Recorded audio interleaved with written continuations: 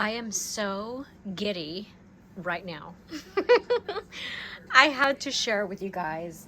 I'm just so excited.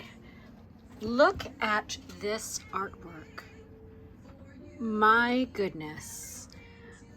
So I am making stickers. I am making little faux postage stamps to put on everything.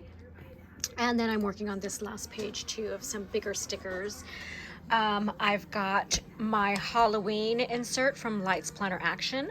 I have extra black paper from the Happy Planner that I'm going to trim down to fit in here because I have an idea. I have my paper printing. Okay, I haven't even looked at this yet, but this is why I'm giddy, because I'm freaking out. I know, dramatic, but this is so epic. Look at this paper, my God. All of this is in the Planners Anonymous digital creative kit for Halloween. I haven't printed on the other side yet because I am going to make them double-sided, I think. I had to print two of these. I should have printed two of those too. My gosh, look at this. So I'm one of those. I love candy corn.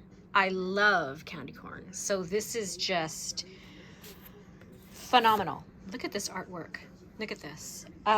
So yeah, I am just so happy right now. I am playing with all of the digital goodies, printing papers.